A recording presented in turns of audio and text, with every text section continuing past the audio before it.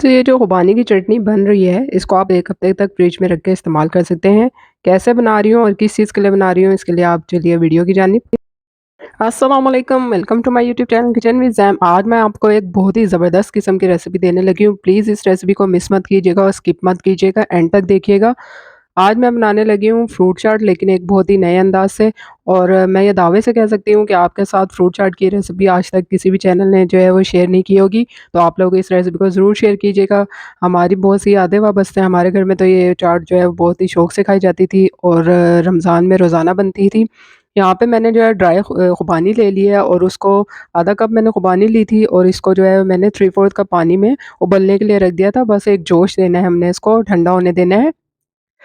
अब यहाँ पे मैं फ्रूट्स कटिंग कर लेती हूँ। इसमें फ्रूट्स में मैंने स्ट्रॉबेरीज़ ली हैं, इसको जो है वो मैंने चंक्स में कटिंग कर लिया था। आप लोग जो भी फ्रूट ईज़िली अवेलेबल हो वो ले सकते हैं, आप लोगों की अपनी चॉइस के ऊपर है।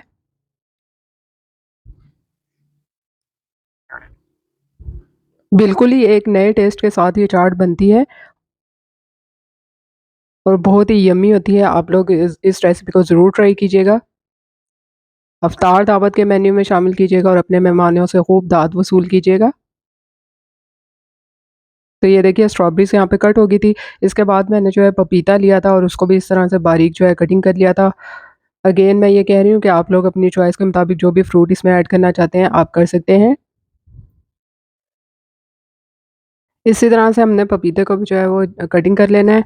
आप लोगों के साथ जो है वो दही, क्रीम और टैंग के साथ, इसके अलावा मैंगो जूस के साथ, ऑरेंज जूस के साथ बहुत सारी चाट्स जो हैं वो आप लोगों ने देखी होगी फ्रूट चाट की रेसिपीज़। लेकिन आप लोगों ने ये रेसिपी किसी भी उसपे नहीं देखी होगी कि खुबानी की चटनी को जो है फ्रूट चाट में जब हम यूज़ करते हैं तो इसका बिल्कुल ही एक यूनिक सा फ्लेवर हो जाता है।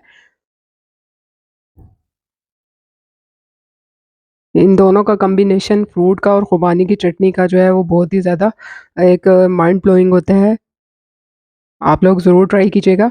यहाँ पे मैंने बाकी फ्रूट्स भी कटिंग कर लिए थे, जिसमें सेब, केला था और अमरूद था। इन सब फ्रूट्स को मैंने कटिंग करके एक तरफ रख दिया है। अब जो हमने खुबानी को जो है एक जोश दे के पकाया था, वो सॉफ्ट हो गई थी। ये देखें अच्छे से फूल गई है ये पानी के अंदर और इसे हमने ठंडा होने देना है, गरम हमने इसका पेस्ट नहीं बनाना। अब हमने इसको ब्लेंडर में डाल देने हैं। पानी आपने हस्बे ज़रूरत इसमें ऐड करना है, बहुत ज़्यादा नहीं करना, क्योंकि हमें एक थिक सी जो है वो इसकी चटनी चाहिए, थिक सा पेस्ट चाहिए। इसके साथ ही मैंने इसमें चीनी डाल दी है, हाफ़ कप से थोड़ी-सी कम डाली थी मैंने। आप लोग अपने जो है वो इसके आदत के मुताबिक जिस तरह आप लेते हैं उस तरह ऐड कर सकते हैं इसमें चीनी कम या ज़्यादा। अब हमने इसको अच्छे से ब्लेंड कर लेना है।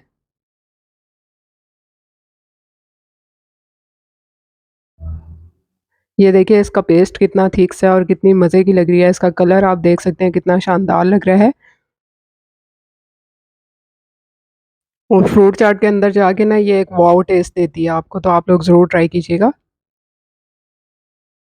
इसके साथ ही मैंने इसमें थोड़ा-सा जो है चाट मसाला डाल दिया है।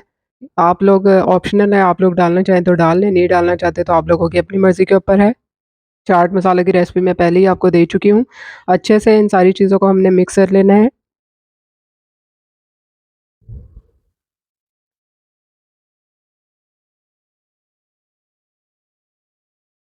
तो लीजिए यम्मी सी, यूनिक सी फ्रूट चाट की रेसिपी आज मैंने आपको दी है। इस फ्रूट चाट की रेसिपी को आप लोग ज़रूर ट्राई कीजिएगा और मुझे फीडबैक से आगाह कीजिएगा।